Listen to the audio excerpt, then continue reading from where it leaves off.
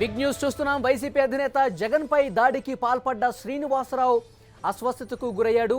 రాజమండ్రి జైల్లో ఉన్న శ్రీనివాసరావును జైలు అధికారులు ప్రభుత్వాసుపత్రికి తరలించి చికిత్స అందిస్తున్నారు. అయితే ఈ విషయాన్ని జైలు అధికారులు గోప్యంగా ఉంచినట్టు తెలుస్తోంది.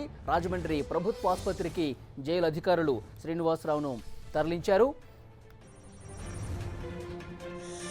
పూర్తి సమాచారం తెలుసుకుందాం. మా ప్రతినిధి శంకర్ ఫోన్ లైన్లో సిద్ధంగా. శంకర్, వైసీపీ అధినేత జగన్ పై దాడికి పాల్పడినటువంటి శ్రీనివాసరావు అస్వస్థతకు గురయ్యాడు. ఆయన్ని రాజమండ్రి ప్రభుత్వ ఆసుపత్రికి తరలించినట్టు తెలుస్తోంది. ఏంటి అతని కండిషన్? ఏమైనా డీటెయిల్స్ ఇస్తూ ఉన్నారా పోలీసులు? పూర్తి ఇవ్వండి. శ్రీనివాసరావు చాలా కాలంగా రాజమహేంద్రవరం సెంట్రల్ జైల్లో నిందితుడిగా ఆయన రిమాండ్ ఖైదీగా ఉన్నారు. అయితే ఆయన ప్రస్తుతం తీవ్ర అస్వస్థతకు గురయ్యారు. రాత్రి 10 గంటలు దాటిన తర్వాత చెస్ట్ పెయిన్ తీవ్రంగా రావడంతో అతన్ని ఆసుపత్రికి తరలించినట్టు చెప్తున్నారు. ప్రస్తుతం అతను రాజమహేంద్రవరం జిల్లా ఆసుపత్రిలో చికిత్స పొందుతున్నారు. ప్రిజనర్స్ వార్డులో ప్రస్తుతం శ్రీనివాస్ నుంచి చికిత్స అందిస్తున్నారు. అయితే శ్రీనివాస్ పరిస్థితి విషమంగానే ఉన్నట్టు తెలుస్తుంది. ఈ విషయాన్ని బయటకు వెల్లడించేందుకు మాత్రం అటు వైద్య అధికారులు కానీ ఇటు ఆసుపత్రి వర్గాలు కానీ సిద్ధం కావటం లేదు.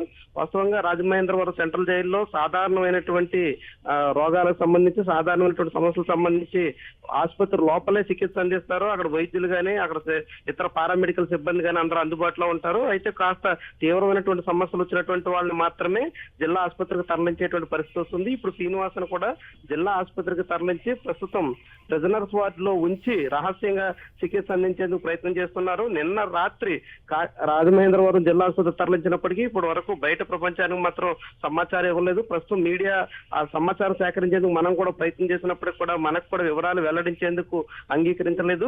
జె శ్రీనివాస్, అతను జనపల్లి శ్రీనివాస్ ప్రస్తుతం ఆసుపత్రిలో చికిత్స పొందుతున్నప్పటికీ అతను జె శ్రీనివాస్ కాదు, కోరుకొండ శ్రీనివాస్ అన్నట్టుగా కాస్త పక్కదారి పట్టించే ప్రయత్నం కూడా కొందరు ఇక్కడ సిబ్బంది చేస్తున్నటువంటి పరిస్థితి అయితే కనిపిస్తోంది. మొత్తంగా శ్రీనివాస్ కి అయితే చెస్ట్ పెయిన్ తీవ్రంగా ఉందనేటువంటి సమాచారం అయితే తెలుస్తోంది. ఇతను ఈ సాయంత్రం వరకు కూడా చికిత్స అందించడానికి తప్పనిసరి పరిస్థితుల్లో అవసరమైనటువంటి మెరుగైన వైద్యం అవసరమైతే కాకినాడ జిల్లా ఆసుపత్రి కూడా తరలించాల్సి ఉంటుందని వైద్య అధికారులు చెప్తున్నటువంటి పరిస్థితి కనిపిస్తుంది.